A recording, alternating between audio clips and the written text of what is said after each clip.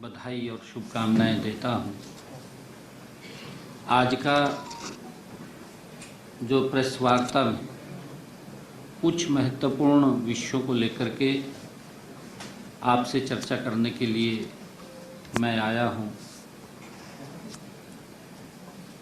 साथियों, हम सब के लिए बड़े गर्व की बात है, बड़े गौरव की बात है जो ग्लासगो राष्ट्रमंडल खेलों में देश के यशस्वी प्रधानमंत्री आदरणीय मोदी जी के विजन में, उनके कुशल नेतृत्व में जिस प्रकार से भारत गति से आगे बढ़ रहा है, उसी प्रकार ग्लासगो राष्ट्रमंडल खेलों में भारत ने, उनके नेतृत्व में हमारे युवाओं ने दुनिया में चौथा स्थान प्राप्त किया है। मुझे खुशी है कि हमारा देश 39 पदक इन राष्ट्रमंडल खेलों में हमारे युवाओं ने जीते हैं, और वह भी ऐसे समय में जीते हैं जब ऐसे अनेक राष्ट्रमंडल खेलों से देश बाहर हुए हैं,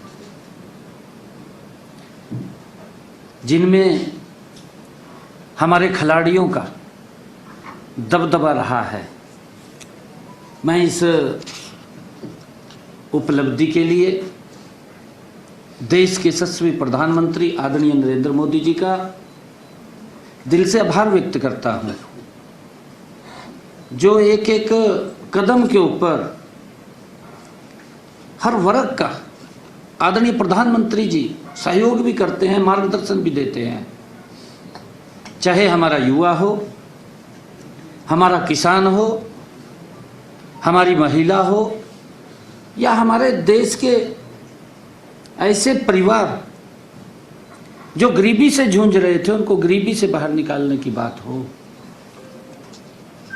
मैं आदरणीय प्रधानमंत्री जी को उनके कुशल नेतृत्व में भारत दुनिया में चौथे स्थान पर 39 पदक लेकर के आया है, बहुत बहुत बधाई और शुभकामनाएं देता हूं। साथियों, उनके द्वारा खिलाड़ियों का जो प्रोत्साहन, आधुनिक खेल इंफ्रास्ट्रक्चर के विकास से भारत दुनिया की बड़ी खेल शक्ति बना है, ये आदरणीय मोदी जी के नेतृत्व में है। साथियों, देश में मिले 39 पदकों में से 10 पदक हमारे हरियाणा के खिलाड़ियों ने जीते हैं। ये मेरे लिए बड़े गर्व की बात है, हरियाणा वासियों के लिए बड़े गर्व की बात है। उन्होंने हमारा हरियाणा का सर गर्व से ऊंचा किया है। साथियों, विशेष गर्व की बात यह भी है कि देश को मिले 13 स्वर्ण पदकों में से 7 स्वर्ण पदक हमारे हरियाणा के खिलाड़ियों ने जीते हैं। इनमें से 5 स्वर्ण पदक हमारी बेटियों ने जीते हैं। ये बड़े गर्व की बात है। मैं अपने सभी धाकड़ खिलाड़ियों का, रात वो पहुंचे हैं हरियाणा के अंदर, उनका हमारे खेल मंत्री जी ने, पूरी टीम ने जोरदार जोशपूर्ण स्वागत किया है। मैं उनको बधाई देता हूं। सभी खिलाड़ियों के माता पिता, परिवारजनों और प्रशिक्षकों को मैं बहुत बहुत बधाई और शुभकामनाएं देता हूं। खेलों में इन उपलब्धियों का श्रेय हमारे खिलाड़ियों की लगन, उनकी मेहनत तथा हमारी खेल नीति का प्रमाण है। जो खेल नीति बनी है, ये उसका परिणाम है। आदरणीय नरेंद्र मोदी जी की जो विजन है, ये डबल इंजन सरकार जहां काम कर रही है, ये उस खेल नीति का परिणाम है। हमारे खिलाड़ी सभी अंतर्राष्ट्रीय प्रतियोगिताओं में पदक जीत करके प्रदेश का नाम ऊंचा कर रहे हैं। मुझे खुशी है कि आबादी की दृष्टि से अगर हम देखें, हरियाणा छोटा राज्य है, केवल 2% की आबादी है, लेकिन जब पदकों की बात आती है तो पूरा देश हरियाणा के खिलाड़ियों को निहारता है, देखता है। मैंने कहा है कि 13 स्वर्ण पदक जीते हैं, 13 में से 7 स्वर्ण पदक हमारे हरियाणा के खिलाड़ियों ने जीते हैं। और ये आदरणीय मोदी जी के नेतृत्व में जो खेल नीति बनी है, ये उसका परिणाम है। युवाओं को, खिलाड़ियों को हरियाणा सरकार हर सुविधा उपलब्ध करा रही है। साथियों, ग्लासगो राष्ट्रमंडल खेलों में भी हमारे खिलाड़ियों ने देश को मिले पदकों में से 25% पदक हमारे हरियाणा के खिलाड़ियों ने जीते हैं। मैं सभी को पुनः बहुत बहुत बधाई और शुभकामनाएं देता हूं। साथियों, जैसा मैंने कहा है कि अलग अलग कार्यक्रम हरियाणा प्रदेश के अंदर भारतीय जनता पार्टी के द्वारा आयोजित किए जाते हैं। पूरे देश के अंदर ये कार्यक्रम आयोजित होते हैं। इन दिनों पूरा देश में स्वतंत्रता दिवस की तैयारियां जोरों पर हैं। साथियों, हर साल की तरह इस साल भी 9 अगस्त से लेकर के तिरंगा यात्रा का आयोजन किया जाएगा और 17 अगस्त तक ये तिरंगा यात्राएं चलेंगी। आप सब जानते हैं, देश के यशस्वी प्रधानमंत्री आदरणीय नरेंद्र मोदी जी ने हर घर तिरंगा अभियान का शुभारंभ 2022 में किया था। आज़ादी का अमृत महोत्सव के तहत इसको शुरू किया था। हाँ, पहले हमारा राष्ट्रीय ध्वज मुख्य रूप से सरकारी भवनों, राष्ट्रीय पर्वों पर फहराया जाता था। माननीय प्रधानमंत्री जी ने तिरंगे को हर घर, हर नागरिक के हृदय में ये इसे जोड़ने के लिए, इसे हर घर फहराने के लिए यह अभियान चलाया है और इससे पूरा देश जुड़ा है। साथियों, आज घर घर तिरंगा अभियान देश का एक बड़ा जन आंदोलन बन चुका है। हर व्यक्ति के हृदय में ये भारत का तिरंगा, ये साथियों पहुंचा है। इस बार इस अभियान की एक विशेष बात यह है कि इस अभियान को वंदे मातरम समर्पित किया गया है। इस अभियान को, क्योंकि वंदे मातरम के भी 150 वर्ष पूरे हो रहे हैं। आप जानते हैं कि वंदे मातरम की रचना 150 वर्ष पूर्व साथियों की गई थी। इस मंत्र ने भारत की गुलामी की जंजीरों को तोड़ने का साथियों युवाओं में, देश के लोगों में एक साहस दिया। इसके जयघोष ने करोड़ों भारतीयों के हृदय में बलिदान, त्याग और तपस्या की अग्नि प्रज्वलित की। साथियों, इस वर्ष हर घर तिरंगा और वंदे मातरम को साथ लेकर चलना हमारी नई पीढ़ी, देश के गौरवशाली इतिहास और साथियों उससे जोड़ने का एक बड़ा अवसर है।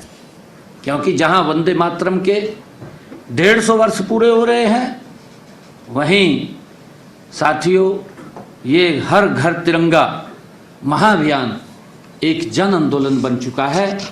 ये दोनों राष्ट्रीय पर्व, ये हमारे लिए जोड़ने का एक बड़ा अवसर है।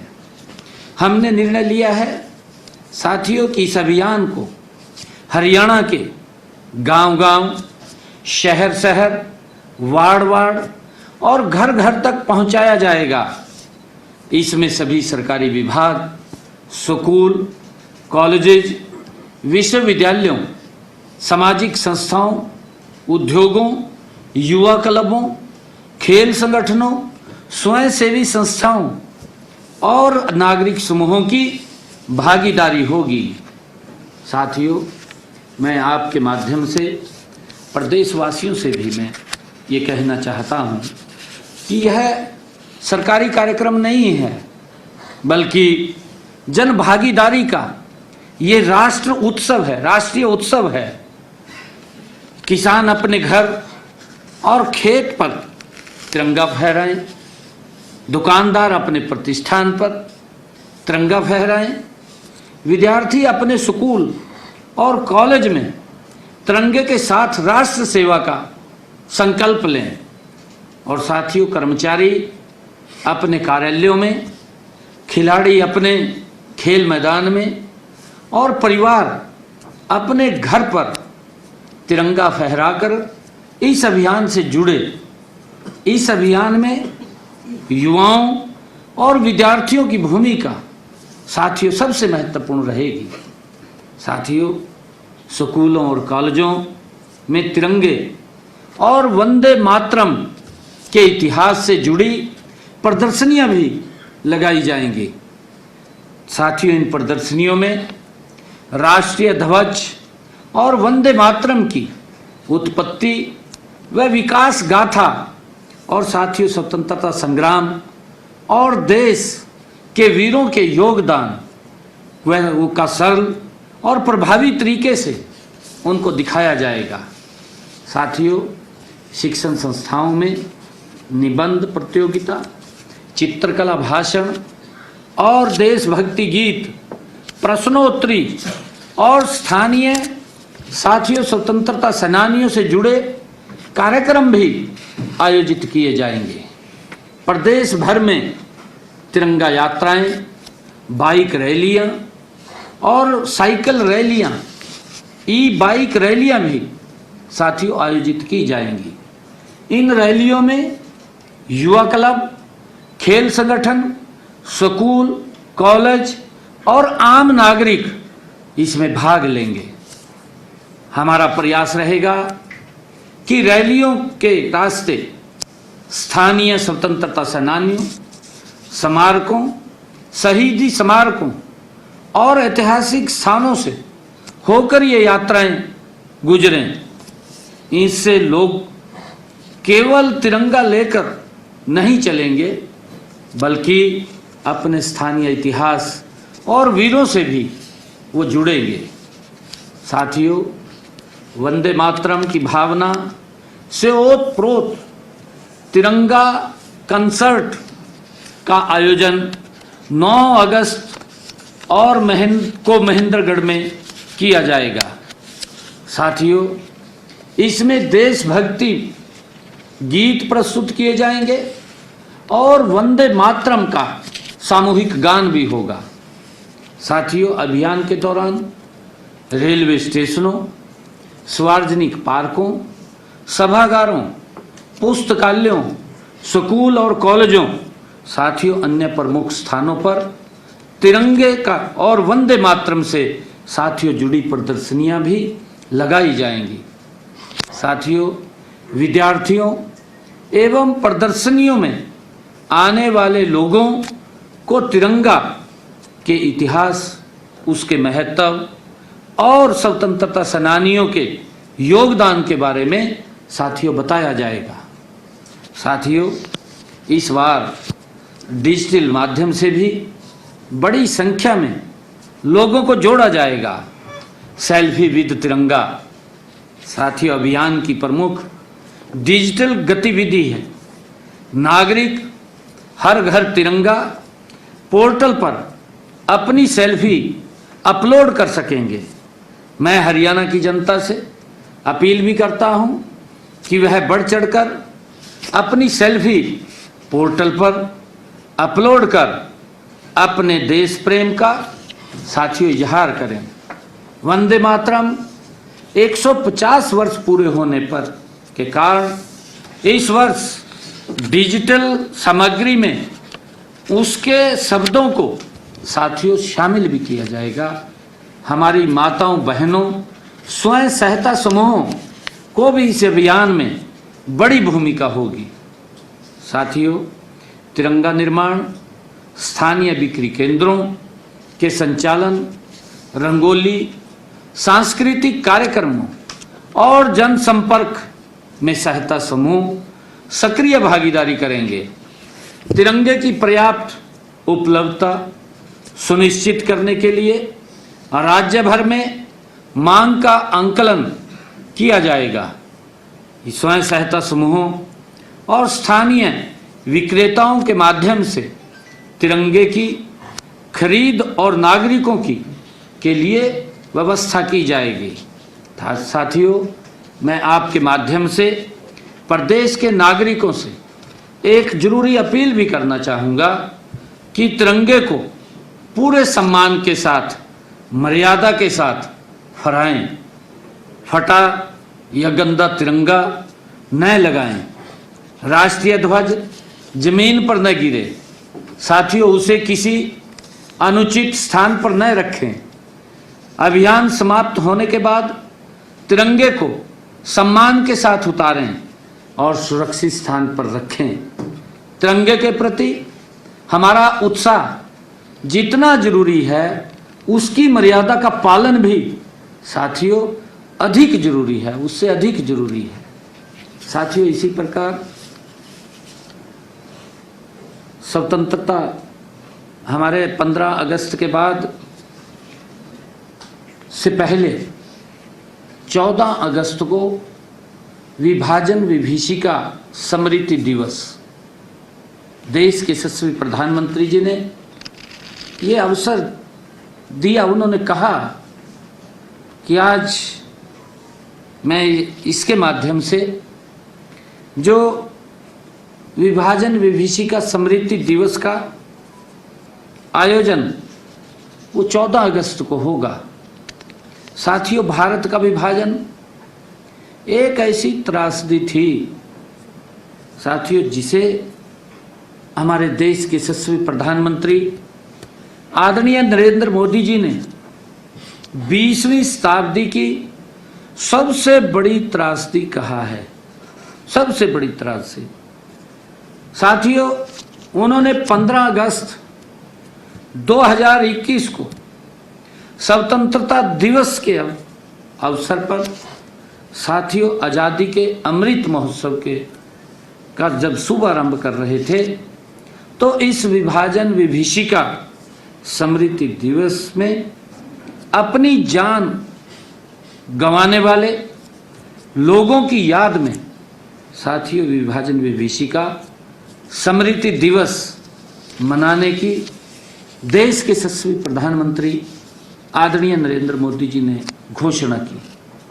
साथियों, हम सब जानते हैं हर साल की तरह इस वर्ष 14 अगस्त को पूरे प्रदेश में विभाजन विभीषिका स्मृति दिवस मनाया जाएगा।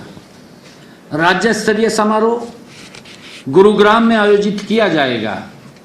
वहां 13 अगस्त को एक प्रदर्शनी भी लगाई जाएगी। जिला स्तर पर भी विभिन्न आयोजन किए जाएंगे।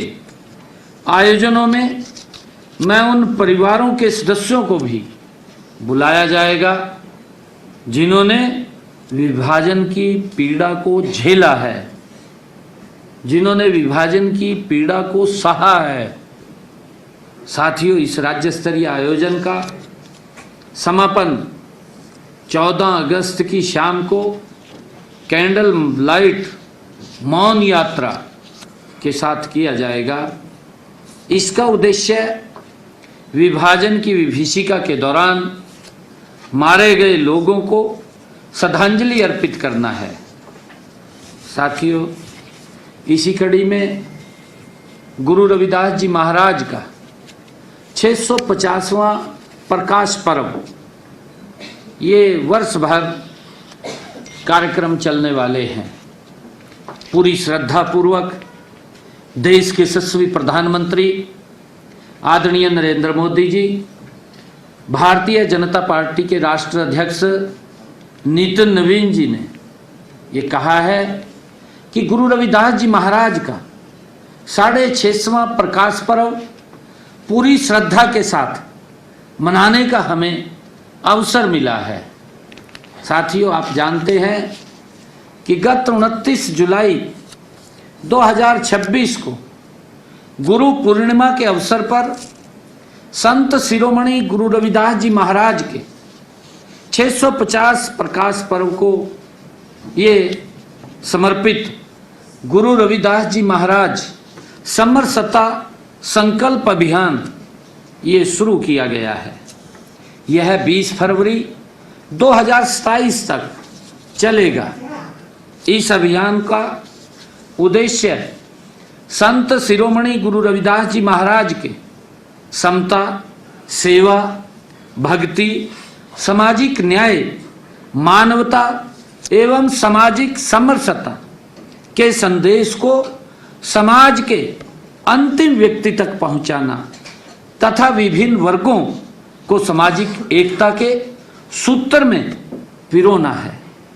साथियों, अभियान का शुभारंभ जैसे मैंने बताया भी है कि 29 जुलाई को संत शिरोमणि श्री गुरु रविदास जी महाराज की जन्मस्थली सीर गोवर्धनपुर वाराणसी से हुआ है।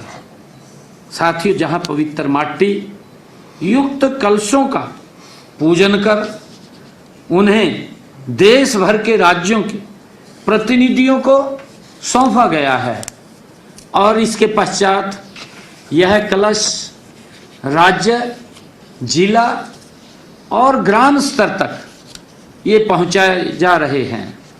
साथियों, जहां श्रद्धालु जन्मस्थली की पावन मिट्टी का स्थानीय मंदिरों की मिट्टी में विधिवत समावेश कर सामाजिक समरसता का संदेश जन जन तक पहुंचा रहे हैं।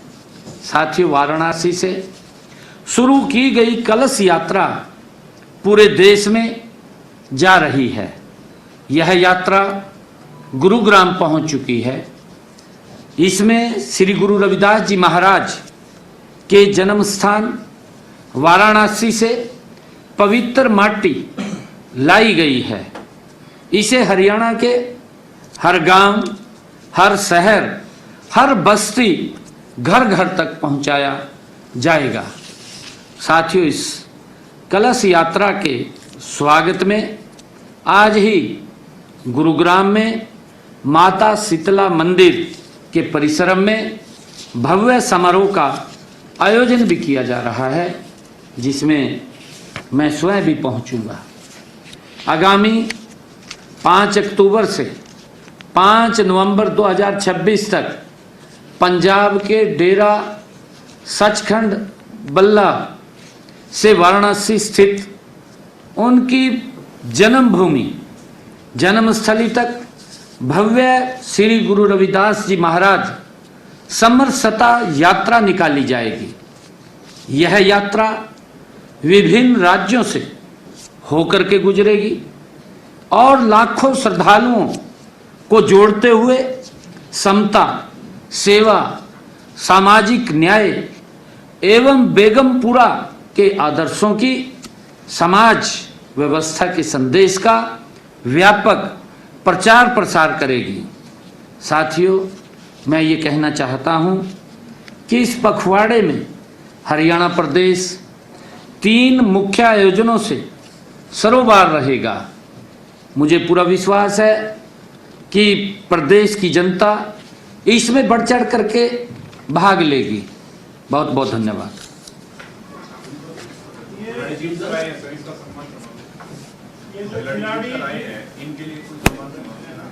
हाँ, करेंगे ना, बिल्कुल करेंगे। गौरव की बात है, गर्व की बात है, करेंगे बिल्कुल।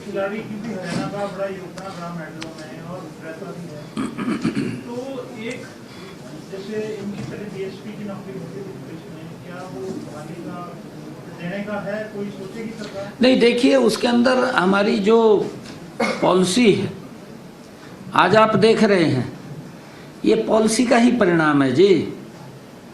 आज हमारे खिलाड़ियों को जो सुविधाएं मिल रही हैं, मेरे लिए गर्व की बात है कि लगभग 2000 खेल नर्सरियां चल रही हैं हरियाणा प्रदेश के अंदर। 0 ग्राउंड से बच्चों को तैयार किया जा रहा है, उसी का परिणाम है जी। नहीं तो पल्ला झाड़ लेते, आप पदक लाओ फिर पद पाओगा। सर आम लोगों को तिरंगा फहराने के नियमों की जानकारी हो, इसके लिए सर क्या करें? हैं जी, आम लोगों को तिरंगा फहराने के नियमों की जानकारी हो, क्योंकि अक्सर जो है तिरंगा फहराने के बाद वो सड़कों पे खड़े मिलते हैं सर, इसके लिए कुछ पहले कुछ जानकारी हो लोगों को। मैंने आज आपके माध्यम से प्रदेशवासियों को निवेदन किया है कि तिरंगे को पूरे सम्मान के साथ फहराएं, उसे किसी ऐसी अन्यथा जगह पे ना रखें, सड़क पे ना उसको गिरें, उसकी श्रद्धा पूर्वक सम्मान पूर्वक उसको फहराने का काम करें। आपके माध्यम से मैंने प्रदेशवासियों को अपील किया। सीएम साहब एक बड़ा प्रदर्शन हुआ नीट एग्जाम को लेकर, केंद्र सरकार ने विधेयक भी लाया और उस पर लगातार चर्चा भी हो रही है, लेकिन डबल स्टैंडर्ड देखने को मिले। झारखंड में भी एक पेपर लीक हुआ है, लेकिन जो उस मंच पर थे, पॉलिटिकल लीडर्स थे या फिर एक्टिविस्ट थे, वो वहां दिखाई नहीं दे रहे। इसको लेकर बड़ी बात हो रही है। पंजाब में भी हुआ है, कर्नाटक में भी एक मामला सामने आया है। देखिए, सबसे पहले तो मैं, क्योंकि आदरणीय प्रधानमंत्री नरेंद्र मोदी जी हर वर्ग के लिए उनका जीवन समर्पित है जी। वो इस देश के लिए, देश के आवाम के लिए, देश की जनता के लिए दिन रात बिना रुके बिना थके गति से काम कर रहे हैं। जब ये पेपर लीक की घटना हुई, ये कोई साधारण घटना नहीं थी। आदरणीय प्रधानमंत्री नरेंद्र मोदी जी ने तुरंत कार्रवाई करते हुए उसकी जांच कराई, दोषी लोगों के खिलाफ सख्त कार्रवाई के आदेश दिए, उनके खिलाफ कार्रवाई हो रही है। और विपक्ष ने, क्योंकि भूल जाना जी, उनको तो ये शायद विपक्ष को लग रहा है कि पीढ़ियां बदल जा, इन बच्चों को बेचारों को पता नहीं है अभी कांग्रेस के समय में क्या हालत हुआ थी। वहां तो पूछा भी नहीं जाता ना कांग्रेस के समय में, वहां तो बच्चे त्राही त्राही करते घूमते। मैंने तो देखा कांग्रेस के समय में, एक पेपर देने जाते ना, बस की छता के ऊपर सैकड़ों की संख्या में पीछा लटके रहते, बारियां में लटके रहते, कहीं तो गिर जाते नीचे। आंख नहीं खुला थी कांग्रेस की कभी भी, बच्चों का यह हाल क्या कर दिया हमने। ये तो राजी रहते भी ने वोट दे रहे, हम वोट के लिए यूज करते थे ये लोग। और ये सारा का सारा इंडी गठबंधन इकट्ठा हो गया मोदी जी के खिलाफ। अरे भाई, मोदी जी ने देश को कितना मजबूत और सशक्त किया है। अगर आप लोग देखेंगे, कांग्रेस का 55 साल का शासन रहा, ये इंडी गठबंधन के लोग भी उसके साथ जफ्फी पाए बैठे रहे सिट्टा के ऊपर। ये क्योंकि माल का हिस्सा जाता है इनके पास भी, ये देखते थे। परंतु ये बताएं, देश के यूथ को बताएं कि 55 सालों के अंदर युवाओं की स्थिति को सुधारने में कौन कौन से काम किए, ये बताने का काम करें। क्या हालात थी यूथ की? यूथ सड़कों पे घूमता रहता था इनके समय के अंदर, बसों के ऊपर पेपर देना पड़ता था, बसें नहीं मिलती थी, अगर एक अद्धी कोई मिल जाती उसकी छत के ऊपर चढ़े रहते, किस किस साधन से जाते थे। ये हालात इन्होंने किए। परंतु क्योंकि पीढ़ी बदली है, इस पीढ़ी के तो मालूम नहीं है कि कांग्रेस का कैसा वो चेहरा था, इस प्रकार का चेहरा था, डर लगा था देखते हो उस समय में कांग्रेस का चेहरा। परंतु मोदी जी ने उन सब में सुधार कर रहे हैं मजबूती से।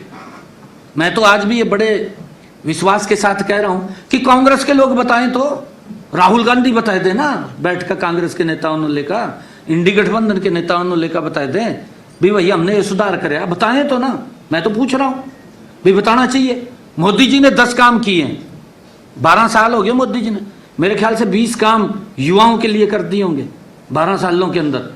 और पेपर लीक को लेकर के मोदी जी के मन में बड़ी पीड़ा थी और उन्होंने तुरंत, साथियों, लोकसभा के अंदर बिल लेकर के आए। किसी व्यक्ति को अधिकार नहीं कि हमारे युवाओं के साथ खेले। अगर ये कोई सोच सकता है तो नरेंद्र मोदी जी जैसा व्यक्ति सोच सकता है। ये कांग्रेस राहुल गांधी वर्गा नहीं सोच सकता, या उसके साथ चिपटे। या ये आपके सामने आ, पंजाब के अंदर पेपर लीक होया, वहां जंतर मंतर के ऊपर मनीष सिसोदिया बड़े बड़े ऊंची आवाज में कह रहा कहा अगर हमारा वहाँ पेपर लीक हो गया तो हम शिक्षा मंत्री का तुरंत इस्तीफा ले लेंगे। लीक क्यों नहीं लिया भाई? ले लेना चाहिए, किसी ने रोका? फार्मेसी का पेपर लीक हो गया पंजाब के अंदर। पंजाब के अंदर युवाओं के साथ क्या मजाक किया जा रहा? ये तो राहुल गांधी को भी नहीं दिख रहा। काला चश्मा ले लेगा इस टाइम तो दिखेगा नहीं कुछ भी। ये हालात है भाई। तो काला चश्मा तार, देख क्या हो रहा क्या नहीं हो रहा, आंखें खोल। देश बदल रहा है, दुनिया के अंदर बदला है देश। क्या हालात हुए हैं पंजाब के अंदर, बोलने वाला नहीं है कोई भी। अरे जो बच्चे पास हुए पंजाब के अंदर एक्साइज इंस्पेक्टर के अंदर, उनके नाम, वो बच्चे पास हो गए जिन्होंने अपने नाम के आगे लिख दिया स्टेट बैंक ऑफ इंडिया। वो बच्चा पास हो गया। वो जिस बच्चे ने DPIS लिखा अपने नाम के आगे, बच्चा पास हो गया। जिस बच्चे ने फोटो लिखा अपने नाम के आगे, PHOTO फोटो, वो बच्चा एक्साइज इंस्पेक्टर लग गया। जिस बच्चे ने लिखा कहा एक दिन कर्मा वाला, वो बच्चा एक्साइज इंस्पेक्टर लग गया।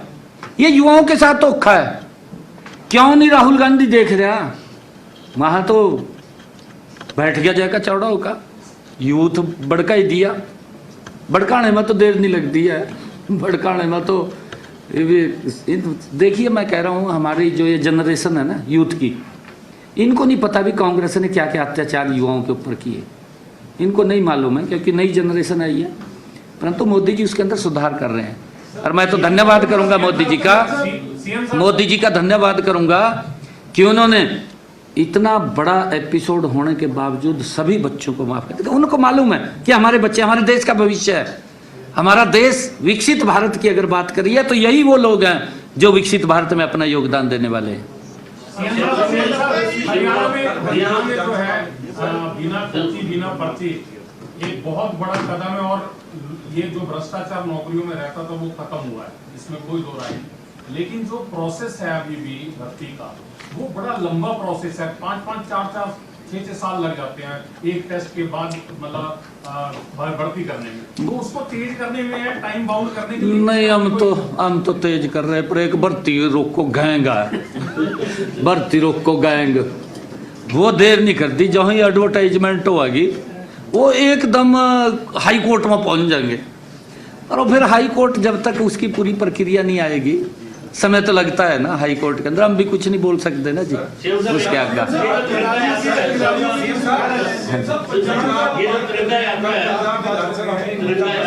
एक पंजाब विधानसभा में सर कल निंदा प्रस्ताव पास किया जो नीट पेपर लीक हुआ है और जो बच्चों के मामले दर्ज हो रहे हैं, निंदा प्रस्ताव पंजाब का नहीं लिखा भी वो फार्मेसी का लीक हो गया, पेपर उसकी निंदा नहीं हुई। यही तो मैं कह रहा हूँ, हाथी के दांत खाने के और दिखाने के और। मैंने तो ऐसा लगा ये इंडी गठबंधन वाले ना आम आदमी वाला नो बीमार रोड़ी तो देख नहीं रहा कोई।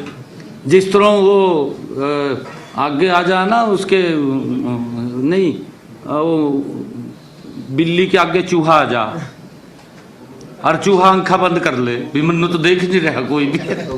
ये हाल ना हो रहे इनका आम आदमी वाला का, आंखा बंद कर ली तो बीमार तो लीक नहीं है। अपना नहीं देख रहे क्या हो रहा हमारा, अपना नहीं देख रहे कि युवाओं के गेल हमने क्या धोखा कर दिया। जो इन्होंने मंचों पे कही थी, मंचों के ऊपर खड़ा होकर कही थी कि हम कट्टर ईमानदार हैं, हमारी पार्टी ईमानदार है। भाई वो ईमानदारी का चोला सारा के सामने आया। मन्नू तो पता नहीं लगा, मैं तो सेक्रेटरीट में बैठा था एक दिन, कहा जी ऊपर से नोट की बरसात हुई है। मैंने कहा भाई सेक्रेटरीट में तो नहीं होगी, पता लगा जी कहा वो तो किसी फ्लैट में हुई है। कहा वहाँ से आम आदमी का गाँव बाज गया छोड़गा। ये हालात, इनके हालात तो देख लो, सबके साथ धोखा हो रहा है। इसमें तिरंगा यात्रा में जो घर घर बांटे जाएंगे तो कुछ पैमाना है, 1 लाख 2 लाख या फ्री बांटे जाएंगे, किस तरह से वितरित किए जाएंगे लोगों को ताकि आम लोगों तक पहुंच सके? नहीं।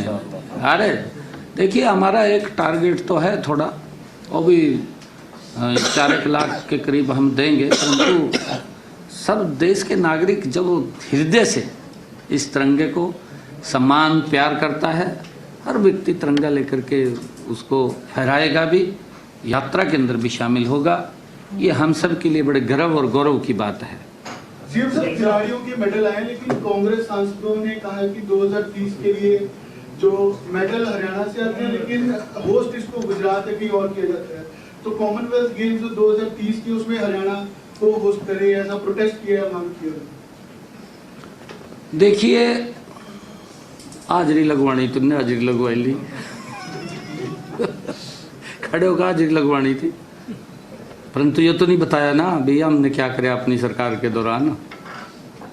ये तो भी बताना चाहिए था, वो तो बताया नहीं है। और मैंने कहा ना भी एक ही शब्द में पूरी पॉलिसी थी उनकी, एक शब्द के अंदर पदक लाओ और पद पाओ, यह पॉलिसी थी उनकी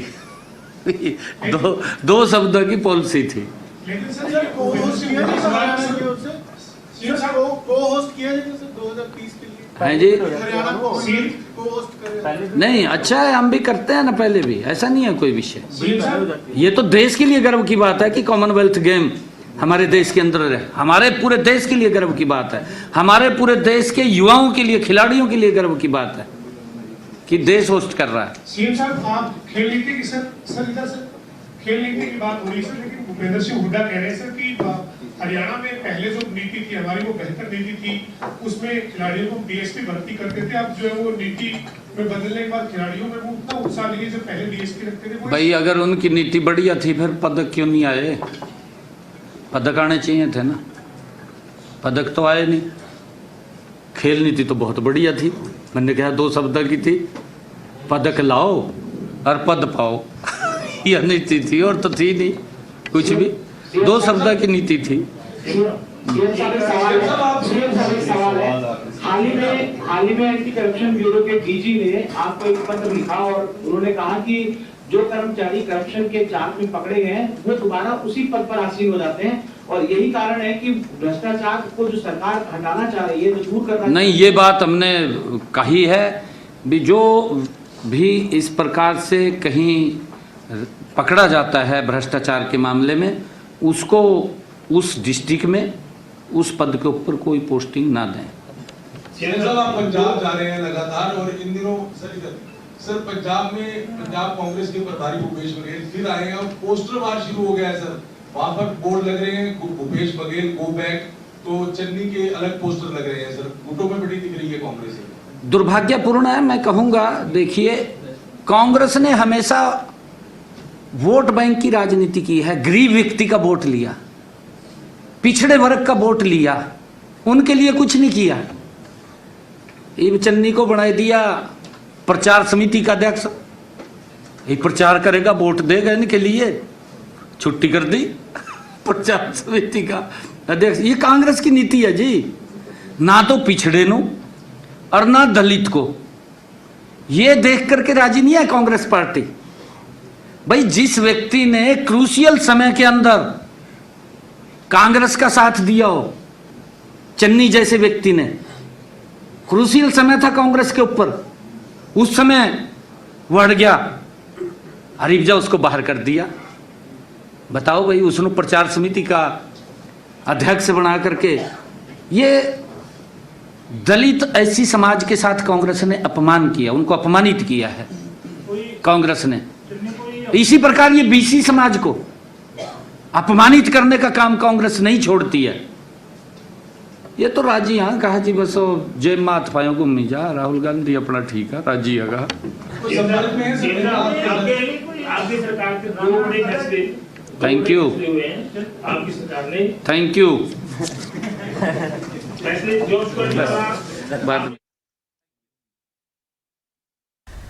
तो मुख्यमंत्री नायब सिंह सैनी को आप सुन रहे थे, प्रेस कॉन्फ्रेंस की उन्होंने और उन तमाम खिलाड़ियों को बधाई दी जिन्होंने कॉमनवेल्थ गेम्स में मेडल हासिल की। खास तौर पर हरियाणा के खिलाड़ियों पर उन्होंने खुशी का इजहार करते हुए कहा कि 25% पदक हरियाणा के खिलाड़ियों ने जीते। उन्होंने कहा कि 9 से 13 अगस्त तक तिरंगा यात्रा का आयोजन किया जाएगा, हरियाणा के गाँव और वार्ड तक पहुँचाया जाएगा ये अभियान।